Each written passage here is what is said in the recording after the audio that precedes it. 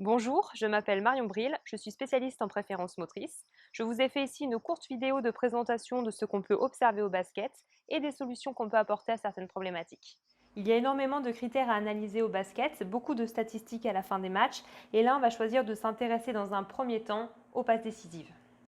Il est d'abord important de comprendre le système de perception-action, qui est un système qui s'auto-entretient. Plus la perception est bonne, plus l'action qui en découle sera juste et efficace. Prenons un exemple, James Harden, qui lui a une perception visuelle optimale à droite. On parle d'œil moteur droit. Plus il s'orientera de façon à percevoir avec son œil droit, plus l'action qui en découle sera juste. En ayant conscience de ce critère, voyons donc en vidéo un panel de ses passes décisives. Sur cette vidéo, on voit très bien que James Harden vient fixer à l'intérieur avec une trajectoire de course de la droite vers la gauche du terrain. Il met ainsi coéquipier adversaire sur sa droite, son œil moteur étant le droit, il a ainsi une très bonne perception de ce qui se passe, il peut continuer à regarder devant lui et en même temps délivrer le ballon dans le bon timing et de façon précise. Sur cette deuxième vidéo, c'est la même chose. Il vient fixer en gardant adversaire et coéquipier dans son radar droit. Il garde donc la tête droite et la perception étant optimale, il peut ainsi délivrer une passe décisive précise. Sur cette troisième vidéo, il vient aussi fixer en gardant l'adversaire et coéquipier sur son radar droit. Et même s'il est très bien pris par la défense, il arrive à délivrer une magnifique passe décisive à son coéquipier qui est lui-même surpris que la balle lui arrive directement dans les mains. Alors il peut aussi bien sûr aller fixer sur la partie droite du terrain, mais à ce moment-là, il va devoir tourner sa tête vers la gauche de façon à mettre son œil radar, œil droit en avant et à ouvrir ainsi son champ de perception à 180 degrés. Il peut ainsi de nouveau délivrer une belle passe décisive dans le mouvement. On le voit d'ailleurs très bien sur ce ralenti. Enfin, sur cette vidéo, nous allons assister à un beau backdoor. On voit très bien que le joueur adverse dont il est en charge sur la défense est placé sur son œil gauche et qu'il est obligé à plusieurs reprises de tourner la tête pour voir et le ballon sur sa droite et son adversaire côté gauche.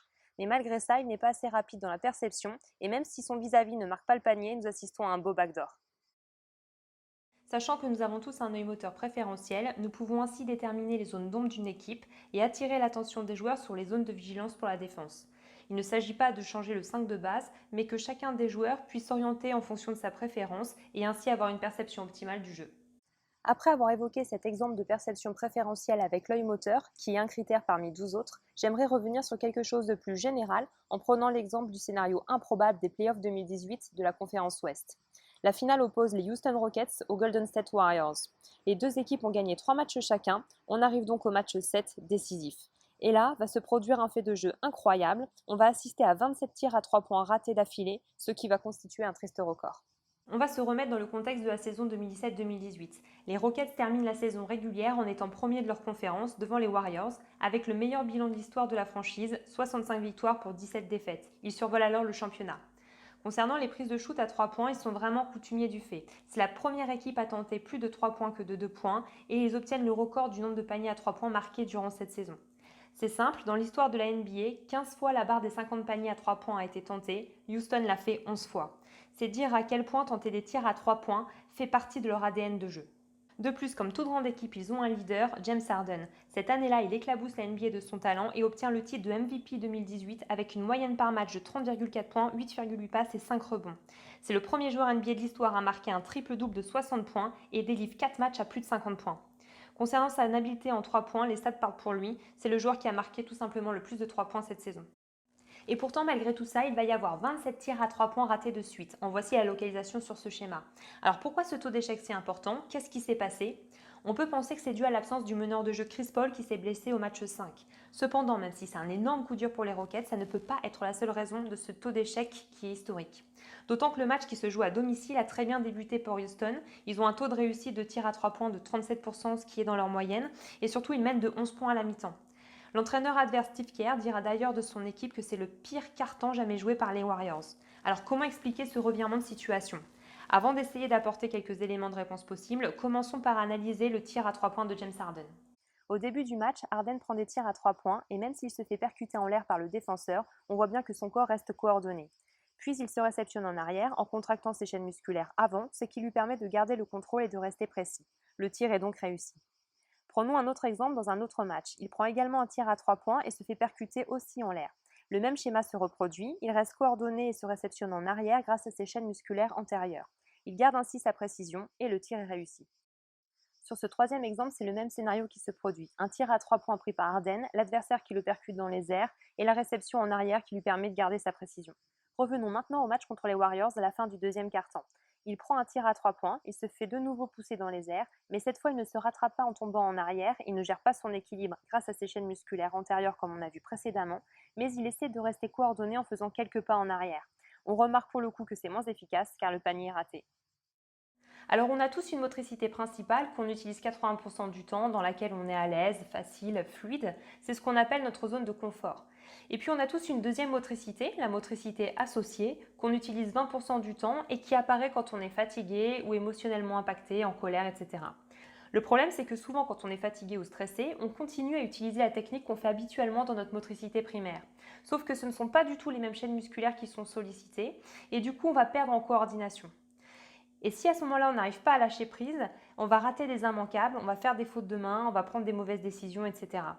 On a vu précédemment que la blessure du meneur Chris Paul a joué sur la défaite des Rockets. Non seulement en fait son talent a manqué, mais les joueurs ont également dû plus s'employer pour combler cette absence qui a pu générer une fatigue et faire basculer dans la motricité associée. Il y a aussi bien sûr l'enjeu de la qualification qui peut générer un stress et faire basculer dans l'autre boucle. Et il y a également un autre élément qui a dû jouer, comme on va le voir dans la vidéo qui suit. Et il s'agit des fautes subies non sifflées, comme c'est le cas ici. On voit très bien l'agacement du 15 et l'agacement également du coach sur le banc. James Harden reste dans un premier temps très calme. S'ensuit très peu de temps après une deuxième faute avec un tir qui est raté. Mais comme c'est pas sifflé, ça permet le contre des Warriors qui va se terminer par un tir à 3 points réussi. Et on voit très nettement l'agacement de James Harden qui se manifeste tout de suite et l'agacement du coach sur le banc qui continue. À la reprise de la mi-temps, il y a une faute flagrante sur Harden et malgré son panier marqué, on ne lui accorde pas le coup franc supplémentaire lié à la faute. Du coup, il perd complètement son calme et se dirige de façon énervée vers le clan arbitral. Or, on sait que la remontada des Warriors commence à partir du retour de la mi-temps et c'est évidemment le tournant du match. Juste 2 minutes après cette action, on a une faute sur ce joueur qui est pris en sandwich. La faute n'est pas non plus sifflée. Et 1 minute après cette action, nous allons avoir une autre faute qui est faite sur Harden et qui là va montrer de nouveau des signes très nets d'agacement. Et enfin, sur cette dernière vidéo, on voit un bloc qui n'est pas du tout académique et qui n'est pas non plus sifflé. Ce qui fait qu'on va avoir dans les 4 premières minutes de la reprise de la mi-temps 4 fautes évidentes qui ne sont pas sifflées par l'arbitre, avec plusieurs scènes d'énervement de la part d'Harden et de ses coéquipiers et du coach. Et c'est à ce moment-là que le match bascule. On a donc un contexte positif avec une très bonne entrée dans le match et une excellente première mi-temps de la part des Rockets, puis ça vrille dans un autre contexte avec un agacement général, une fatigue et un contexte de match à enjeu. Et c'est à partir de ce moment-là, au début du troisième quart-temps, qu'il va y avoir ce triste record des 27 tirs ratés à 3 points consécutifs. La motricité B n'est pas une mauvaise motricité, il faut juste savoir lâcher prise à ce moment-là pour rester performant. C'est ce que travaillent entre autres les préparateurs mentaux. Mais ce qui est intéressant quand on a conscience de ces deux motricités, c'est qu'on peut entraîner le joueur dans les deux afin qu'il reste toujours performant quel que soit le contexte. Si on reprend l'exemple de James Harden, on sait qu'il a un œil moteur droit et lorsqu'il passe dans sa motricité B, tout s'inverse et sa perception se fait alors avec l'œil gauche. L'un des exercices qu'on peut alors proposer est de lui cacher l'œil droit avec un bandeau pour le faire percevoir avec son œil gauche et ainsi l'amener dans sa motricité B qui est associée. On simule ainsi un état de fatigue, de stress ou d'énervement afin qu'il puisse s'entraîner dans cette motricité qui va avec, pour qu'il puisse trouver les solutions motrices et garder sa précision à n'importe quel moment du match, peu importe le contexte. On travaille ainsi l'adaptabilité du joueur qui aura plus de chances de rester lucide et précis pendant tout le match et de gagner en régularité. Quand on reprend les statistiques des meilleurs clutch players, c'est-à-dire ceux qui peuvent faire gagner leur équipe dans les dernières secondes des matchs à enjeu, et qu'on regarde ça depuis 2001, on voit que LeBron James est vraiment très performant avec 42% de réussite au tir, et que James Harden, lui, n'est qu'à 11% de réussite au tir dans ces moments-là. Et c'est d'ailleurs ce qui lui est encore reproché aujourd'hui.